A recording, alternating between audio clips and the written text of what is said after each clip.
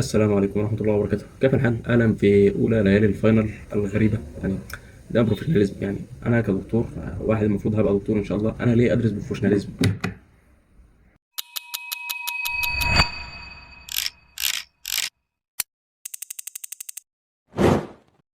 بس يعني من باب السعي وإن إحنا نحمد ربنا على كل ما يكون يعني، ونحمد ربنا على كل حال. الحمد لله. بما إن النهاردة خلاص يعتبر ليلة الامتحان، فكان في مبدأ كنت عايز أتكلم عنه ألا هو فقه الاستدراك، أو الفكرة إن أنت تستدرك وترجع. يعني كلنا بنيجي في فترة يعني بنتأخر وبنراكم وبنكسل شوية أو أيا كان. التأخير ده هل هو بسببنا إحنا أو بسبب ظرف حصل لنا؟ مثلا في أول ليلة من ليالي رمضان يعني كان عندي حالة وفاة، يعني شخص عزيز عليا. فمن ساعتها يعتبر واتأخرت فترة كده في الجامعة خالص. في أوقات ما كنتش بروح الجامعة، يعني في أوقات كنت بدمج يعني محاضرتين وسكشنين في يوم واحد عشان مش قادر أنزل الجامعة أصلا. واتأخرت في المنهج شوية وفي المذاكرة شوية. وشاهد من الأمر يعني استمر معايا ده لغاية الميد ترم، يعني حاولت أشد في الميد ترم شوية على قد ما أقدر. ولكن كان في جزء برضه أنا سايبه عشان هو مش داخل معانا في الميد ترم، بس أنا ما كنتش خدته لسه، يعني الجامعة كانت خلصته بس أنا ما كنتش خدته لسه.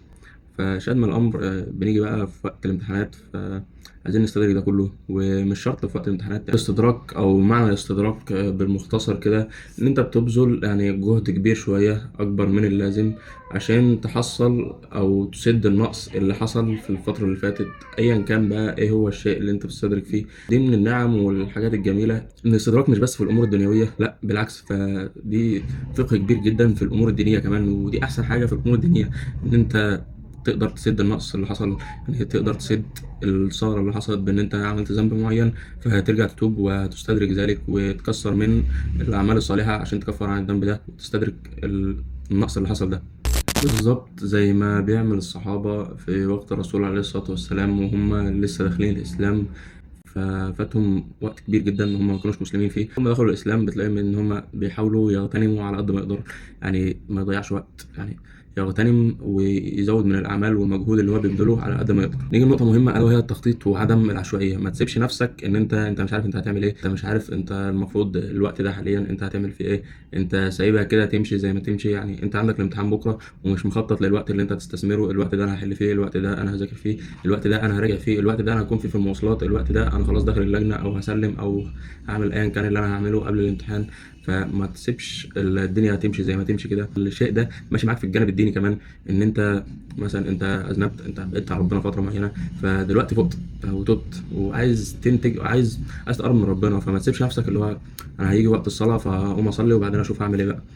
هو صح ان انت هتقوم تصلي وبعدين تعمل اي حاجه انت بتعملها، ولكن الصح والاصح انت هتقوم تصلي وانت مخطط انت هتعمل ايه بعد الصلاه، وانت مخطط ان في اذكار انت هتقراها بعد الصلاه، انت مخطط ان في ركعتين سنه انت هترجع في البيت تقراهم او هترجع البيت تصليهم بعد الصلاه عشان فضلهم في البيت اكبر. يعني مش هتسيبهم كده صليتهم في المسجد صليتهم ما صليتهمش ما صليتهمش.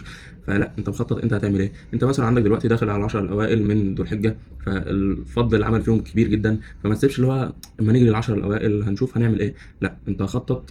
يعني مثلا انا عندي اول يوم فبعد الصلاه هقرا الورد كذا، بعد البتاع انا هقرا الورد كذا، انا عندي الامتحان في اليوم ده وانا ماشي في المواصلات هخليها اذكار بس، لان انا مش هقدر اعمل حاجه تاخد وقت كبير، فهخليها في المواصلات ذكر عادي. انت مثلا بكره هيبقى يوم الاثنين، فانت عندك يوم الاثنين ده فضل صيام فيه كبير جدا، فانت مخطط ان انت كل اثنين وخميس ان شاء الله هتصوم. هيبقى عندك 3 ايام في الشهر، يعني يوم 13 و14 و15 انت هتبقى مخطط ان انت صايمهم ان شاء الله. انت مخطط ان انت ان شاء الله الساعه 12 انت عندك ورد هتعمله او عندك صلاه انت هتصليها ان شاء الله. فانت تبقى مخطط لحياتك، وبالذات مخطط لدينك. ما تسيبهاش ماشيه كده زي ما تمشي، يعني سيبها على الله، ولكن فرق بين التوكل على الله والتواكل. التواكل ان انت تسيبها كده، يعني يا عم ماشي، جت ما جاتش زي ما تيجي. ولكن التوكل على الله ان انت تعمل اللي انت تقدر عليه وتكون عارف انت بتعمل ايه، وسايب النتيجه على الله وسايب كل حاجه على الله بعد ما انت ما تكون سعيت وعملت اللي عليك. طيب وبعد التخطيط او بين التخطيط والنقطة الجاية اللي احنا هنتكلم عليها، بنيجي لحاجة زي هذه الكراسة أو هذه النوتة أو أي نوتة بيضاء أو أي نوتة مسطرة. إن أنت بتحاسب نفسك على الحاجة اللي أنت بتعملها، وحاطط خطة قدامك وكل حاجة موجودة قدامك، فعارف أنت هتعمل إيه إن شاء الله. وبتحاسب نفسك على اللي أنت بتعمله ده، هل أنا ماشي صح ولا أنا مش ماشي صح، عشان أنا لو مش ماشي صح هعرف أستدرك، عشان أنا لو مش ماشي صح هعرف أفوق، عشان أنا لو ما فوقتش مش هستدرك ومش هعرف إن أنا لازم أرجع دلوقتي ولازم أقرب دلوقتي. وإذ بوأنا لإبراهيم مكان البيت ألا تشرك بي شيئا وطهر بيتي للطائفين الخائفين والقائمين والركع السجود. من نفس النقطة دي ونفس النقطة دي بننتقل إلى حاجة تانية، ألا وهي إن أنت تتعامل مع مشاكلك النفسية. يعني تتعامل مع مشاكلك النفسية، ما تسيبش إن أنت مخنوق فمش قادر فهطز بقى، يعني مخنوق فأعمل إيه؟ طب ما أنا مخنوق. فورقة بربع جنيه هتروح تجيب ورقة وتكتب فيها وتحاول تعدل فيها مشاكلك النفسية دي، ما تسيبهاش زي ما هي تمشي كده، عشان مشاكلك النفسية دي هتخليك تيجي على كل حاجة في حياتك. أنت مش قادر فمش هعرف أروح الجامعة، يعني أنا حصل لي ظرف نفسيتي متدهورة شوية، فأنا مش قادر أروح الجامعة، فأنا مش قادر أقوم أصلي، فأنا مش قادر أعمل العادات وأعمل العبادات اللي أنا كنت بعملها في الطبيعي. فما تسيبش مشاكلك النفسية دي وتقول دي حاجة نفسية مش هتأثر عليا.